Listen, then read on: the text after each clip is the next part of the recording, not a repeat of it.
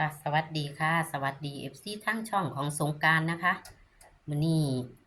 จะพามาตามแนวทางเลขประจำวันค่ะพี่น้องเลขประจำวันเข้า2คลิปค่ะพี่น้องเข้า2คลิปเลยเข้าที่ลงผิดกับเข้าไหมคะคลิปที่ว่าวันที่1 พฤษภาคม68เข้าไหมพี่น้องข้าเจ้าเว้าข้าเจ้าทักมาเลยว่า เจ้าบ่เบิ่งข้อมูลดีๆว่าซั่นว่าเจ้าคือมาลงมันบ่แม่นวันที่1เลขออกวันที่2ว่าซั่นแอดสงกรานต์คือบ่เบิ่งข้อมูลดีๆเน่นว่าซั่นว่าแต่ว่าก็ยอมรับค่ะว่าบ่ได้เบิ่งข้อมูลดีๆอีหลีเพราะว่ามันยากยุ่งยากนำแม่เนาะค่ะพี่น้องแต่ว่าพันเป็นดวงพันเข้าแหมพี่น้องลงผิดกับพันเข้าลางแหมพี่น้อง เข้าล่างไหมคะคลิปนี้ก็ขอคนละไลค์คนละแชร์เหมือนเดิมนะคะให้กับช่องน้อยๆของสงกรานต์นะคะลงผิดแต่ว่าเข้าตรงๆพี่น้องบ่เป็นตะวาดิค่ะ เห็นบ่ค่ะ06เข้าตรงๆค่ะพี่น้องเป็นงวดที่3แล้วเด้อค่ะ เข้าทั้ง2คลิปเลยแหมพี่น้องเลขประจำวันเข้าทั้ง2คลิปเลย มันบ่มีหลายลิดิค่ะพี่น้องแต่ละหลักเฮาได้เฮาไล่จังซี่ล่ะขอโทษขออภัยลิ้นพันกันพี่น้องคันเฮาได้หลัก6มาคันเฮาว่าอาจารย์นั่นมา6มา6ท้ายจังซี่เฮาก็มาเบิ่งแม่พี่น้องหลัก0มันสิมีแค่2หางคือ0 5 0 6เท่านั้นบ่หลายโตดิพี่น้อง คันเอาวันที่1 พฤษภาคมกับเข้าคือเก่า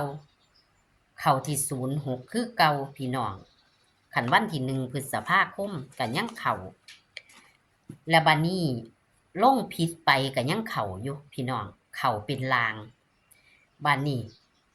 ผู้เพิ่นมักเพิ่นก็จะถูกอยู่เนาะผู้เพิ่นมักหลัก0จังซี่มันก็มีแค่05กับ06แค่นั้น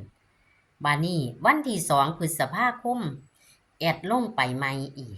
ก็เข้าที่88เป็นบุญแม่พี่น้องวันที่2 พฤษภาคมก็ยังมาเข้าอีกอยู่เป็นว่าเลขประจำวันเข้าทั้ง2วันเข้าทั้งวันพฤหัสเข้าทั้งวันศุกร์พี่น้องบ่เป็นตาประมาทเด้ค่ะพี่น้องเลขหลัก8ก็มีแค่2หางก็มีแค่85กับ88แต่ละหลักบ่หลายเด้พี่น้องหลัก1ก็มีแค่2หลัก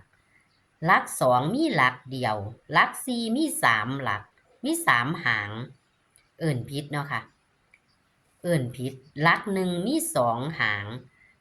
หลัก2มีหางเดียวหลัก4มี3หางหลัก8นี่มีแค่2หาง88กับ85พี่น้องก็เข้าที่88เบิ่งแหน่ เลขประจำวันแหมเริ่มเข้าอีกแล้วพี่น้องเริ่มเข้าอีกแล้วเข้าอีก3งวดเลยเข้าเทิงบนเข้าเทิงบนเทิงล่างเข้าซ้อนกัน3งวดนี้เด้อพี่น้องเข้าบนเข้าล่างเลยให้คลิปไปคลิปวันที่1เข้าเสยพี่น้องว่าลงผิดวันผันยังมาเข้าเสยอยู่ คันผู้ใดได้ลักมาเอามาจับใส่บ่หลายบ่ถูกก็บ่เสียใจถ้าเฮาเอาหลักดีๆมาจับใส่เพราะว่าบ่หลายโตพี่น้องส่วนมากเข้าบ่ได้กลับส่วนมากจะออกตรงๆนะคะแอดบ่มีเวลาซื่อๆมื้อวานนี่ได้หลักมามีป้า ป้าเลขวิ่งแหมค่ะเพิ่นก็บ่ได้ให้แตะโดนล่ะเนาะค่ะเนาะโทรศัพท์เพิ่นบ่ดีโทรติดต่อเพิ่นบ่ได้เลยเห็นกันเพิ่นให้6มาท้ายพี่น้องเพิ่นซื้อโตเดียวท้ายล่างอีกต่างหาก06แม่พี่น้องเพิ่นได้มาแม่ แต่ว่าเพิ่นได้มามื้อสุดท้ายเด้ย้านลงบ่ทันเพิ่นได้มาสวยๆประมาณ4 โมง5 โมงมันลงบ่ทัน4 โมงเช้า5 โมงเช้านี่ล่ะลงบ่ทันเพิ่นได้มาเพิ่นซื้อ16กับ06ลางเท่านั้นเพิ่นได้แม่พี่น้องนี่ล่ะได้เลขก็มาจับใส่แต่ว่าแม่สงกรานต์เพิ่นว่าเงินบ่หลายแอดมินก็เลยบ่ได้ซื้อนำเพิ่นนะคะก็เลยบ่ถูกค่ะ2 งวดแล้วล่ะบ่ถูกนะคะพี่น้องแต่ก็อยากให้พี่ให้น้องถูกเนาะค่ะเนาะแต่ว่าก็บ่อยากให้ทิ่มเลขประจำวันเนาะค่ะพี่น้องเพราะว่าบางคนเพิ่นก็จะว่าหลายโตเฮาก็เอาหลักมาจับใส่เอาผู้ใดได้ถ่ายมาก็มาเบิ่งหลักตัวนี้มันจะเบิ่งได้ตลอดปีพี่น้องปีกายก็เข้าเป็น8 9 งวดพุ่นเด้ปีกายนี่พี่น้องจังหลุดก็บ่แม่นว่าแบบนี้คือในปีนั้นน่ะมันจะเข้าเทื่อละ2 3 งวดแล้วก็อาจจะหลุดมีเทื่อหนึ่งเข้าเป็น4 งวดนะคะนี่ล่ะค่ะเลขประจำวันก็เอามานำเสนอให้ในมื้อนี้ก็มันจะเป็นวันที่16พฤษภาคม68เด้อค่ะพี่น้องบัดนี้งวดประจำวันที่1กับวันที่2ลงไปก็เข้าไปแล้วเข้าเทิง2คลิปเลยงวด16พฤษภาคม68นี่เลขประจำวันมันจะเป็นวันศุกร์เด้อพี่น้องจะเป็นวันศุกร์นะคะเลขประจำวันงวดประจำวันที่16พฤษภาคม68เป็นเลขประจำวันศุกร์นะคะมันก็จะมีหลัก1นะคะมี2หางนะคะมี1 4 1 7เด้อพี่น้องมี1 4 1 7หลัก2หลัก12ก็คือมี2 4หางเดียวพี่น้องมันก็เป็นเลขประจำวันศุกร์งวดที่มันเข้าวังหันคือ88ล่ะค่ะมันเป็นวันเดียวกันนะคะหลัก4มี3หางนะคะพี่น้องหลัก5มี3หางหลัก4มี4 4 4 6 4 7เด้อพี่น้องส่วนหลัก5นี่จะมี3หางก็คือมี51 56 57พี่น้องจดไว้เด้อพี่น้องจดไว้แอดจะทวนให้สักวันแล้วก็จังสิโชว์ตัวเลขเด้อค่ะทวนให้แล้วก็เอา46เป็นเขียน2อันตัวนี้แหม46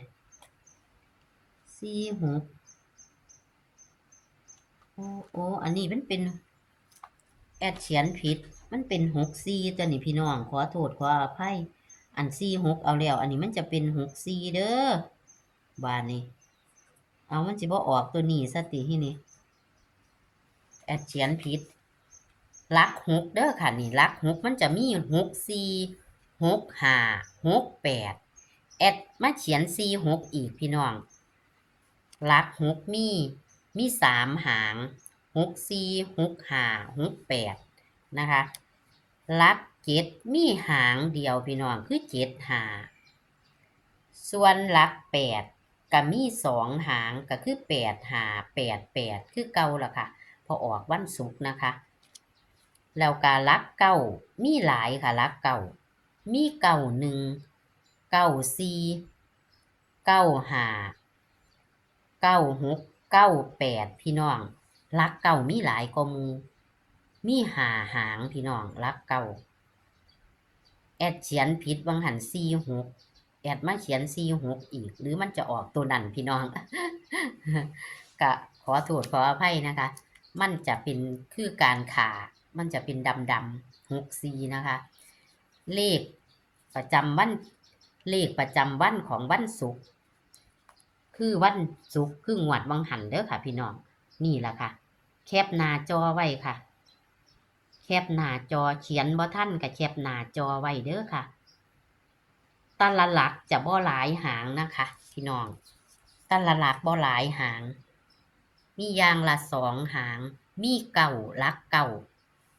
หลายหางก็หมู่เด้อพี่น้อง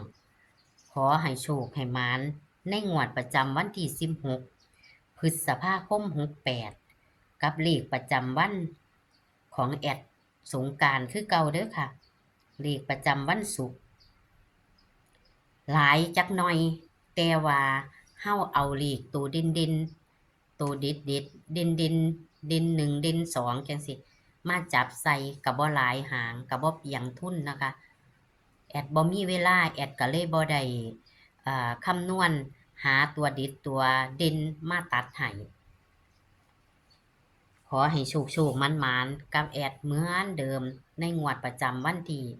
16พฤษภาคม68ให้เป็นแค่แนวทางหาซื้อฉลากกินแบ่งรัฐบาลไทยเฮานะคะ คลิปนี้